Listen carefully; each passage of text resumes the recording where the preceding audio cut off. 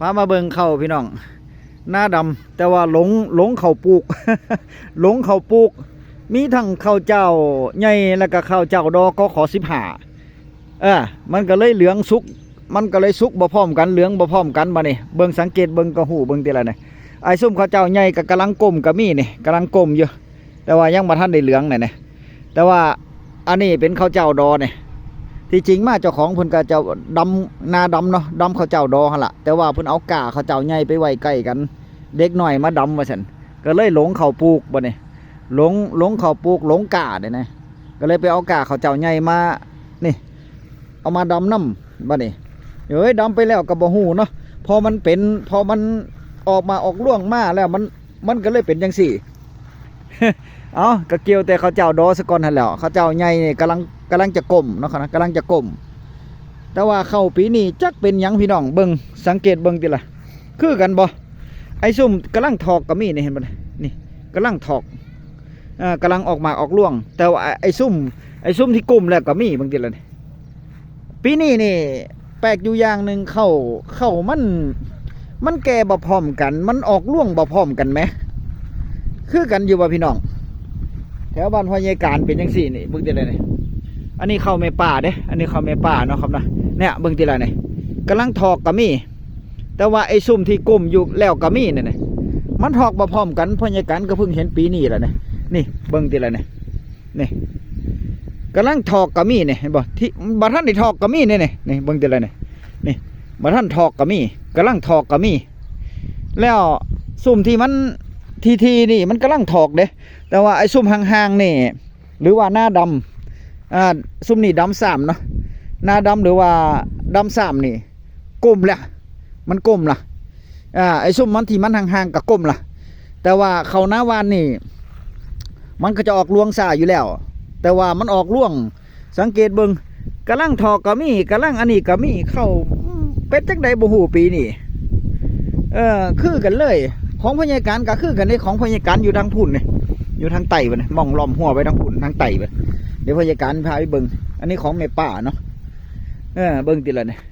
แต่ว่าซุ่มนี่ดำ3นี่ดำ3ตอนที่เพิ่นมาดำสังเกตเบิ่งนี่ฟังครึ่งนึงนี่ฟังทั้งพี่จะดำ3ทั้งกลางนี่ไปเนี่ยจะดำ3ก้มหมดแล้วได้เนี่ยง่วงใหญ่อยู่ลวงเหย้าลวงใหญ่ลวงเหย้าอยู่แต่ว่ามันห่างดำมันห่างเนาะครับเนาะมันห่างแล้วมันกำลังก้มนี่กำลังก้มเบิ่งแต่ละแต่ว่ามองทั้งพี่ฟังทั้งพี่เป็นนาวานบ่ได้ดำ3เด้บ่ได้ดำ3เลยกำลังออกเบิ่งแต่ละออกล่วงตลอดตะแลเบิ่งติละปีนี้น้ำค้างยังบ่ทันลงเด้พี่น้องน้ำหมอกน้ำค้างยังบ่ทันมีเด้ที่จริงมานี่มันมีน้ำหมอกน้ำค้างแล้วเนาะช่วงเช้ามานี่น้ำหมอกจะลงหลายหมอกจะลงจัดแล้วเนี่ยปีกายก็หมอกลงจัดแล้วแต่ว่าปีนี้นี่ฝนมาพาฝนมันมาพามันก็เลยหนาวซ่าแล้วก็หนาวกับหนาวบ่ดนอากาศเย็นๆซื่อๆน้ำค้างน้ำหมอกก็บ่หลายนะครับนะสังเกตเบิ่งแต่ละนี่เข้าเห็นบ่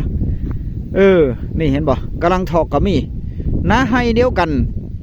วานมือเดียวกันดำมือเดียวกันมันก็เลยเป็นจังสี่เนี่ยเบิ่งติละนี่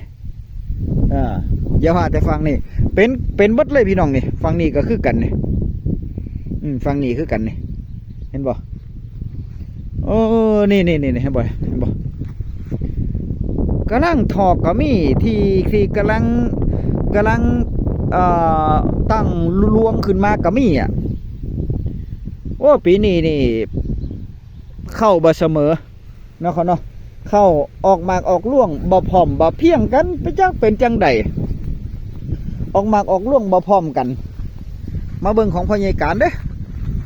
คือกันบ่ของพ่อใหญ่การแต่ว่าอันของเพิ่นนี่ของแม่ป่านี่ถึงๆนี่เพิ่นจะเป็นข้าวเจ้าใหญ่เนาะครับเนาะข้าวเจ้าใหญ่แต่ว่าของพ่อใหญ่การนี่เป็นข้าวให้นี่เป็นข้าวกอของ6ข้าวเหนียวเป็นข้าวกอของ6ครึ่งนึงอีเตี้ยครึ่งนึงนี่มองนี่เป็นกอของ6เนาะครับเนาะนี่กอของ6มันเหมือนจะบ่ทันน้ำนี่มันเหมือนกับว่ามันจะบ่ทันน้ำแต่ว่าข้างล่างก็ยังมีน้ำอยู่เด้พี่น้องไหหน้าก็ยังมีน้ำอยู่เด้เห็นเหลี่ยมๆบ่ เลอะเมื่อมะอยู่น้ำมันก็ยังบ่แห้งมันก็ยังบ่บกเด้น้ำพอใหญ่กันก็ยังบ่ทันได้เป่งพร้อมแต่ว่าเบิ่งติละนี่มันหญ้าก็บ่ค่อยมีเด้พี่น้องหญ้าก็บ่ค่อยมีดอกนี่แต่ว่าแปลกอยู่อย่างหนึ่งมันก็คือบ่พร้อมกันนี่เห็นบ่ไอ้ซุ่มทอกแล้วกำลังจะกลมก็มีทั้งพุ่นกลมแล้วก็มีทั้งพี่ยังบ่ทันได้กลมก็มีโอ้มันปีนี้นี่ถือว่าเข้าบ่พร้อมกันเนาะเข้ามันทอกบ่พร้อมกันเข้ามันออกมาออกร่วงบ่ค่อยพร้อมบ่พร้อมกันบ่พร้อมกันแต่ว่าฟังนี่พยาการตัดเด้อนี่ฟังเนี่ยพยาการตัดนี่ฟังนี่พยาการตัดนี่ตัดหน้ามาแต่ว่ามันโอ้บ่ค่อยเต็มใจเท่าใดเนาะบ่ค่อยเต็มใจเท่าใดเพราะว่าพยาการเบิ่งแล้วมันบ่พร้อมกันเนี่ยมันออกมากออกร่วงบ่ค่อยพร้อมกันที่จริงมาสิ้นเดือ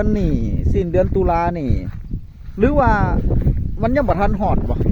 มันยังบ่ทันพร้อมเท่าใดบ่ฮะต้องสิ้นเดือนพุ่นบ่สิ้นเดือนจังไดเนาะพฤศจิกายนนี่ปกติก็เก็บเกี่ยวล่ะมันกำลังถอกอยู่มันบ่แม่นล่ะ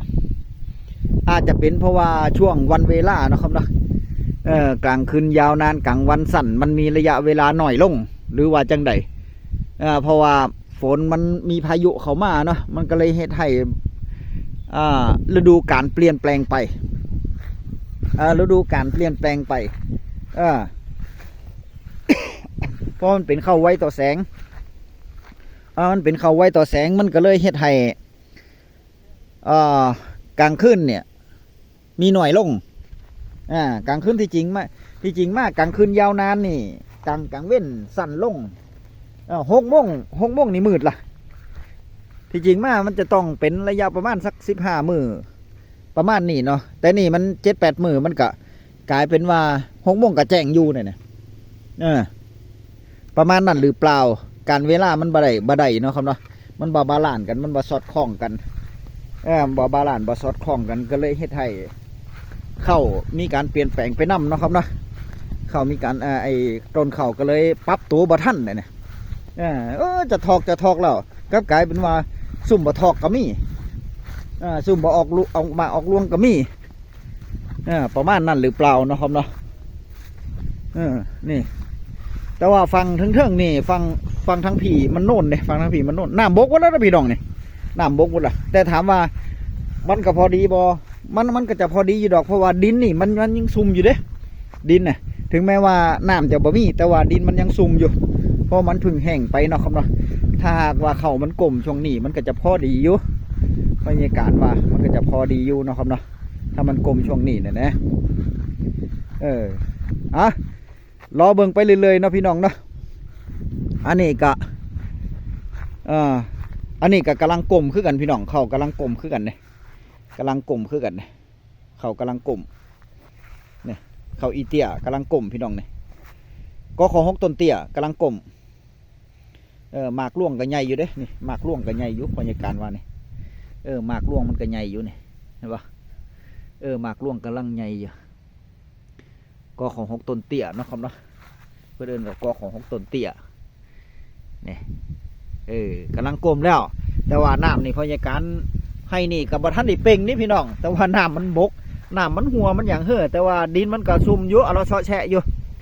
มันจะมีน้ำเลี้ยงไปจนกว่าเขาจะเหลืองบุละจนกว่าเขาจะเหลืองบุละคลิปหน้าพบกันไหมพี่น้องคลิปนี้สวัสดีครับ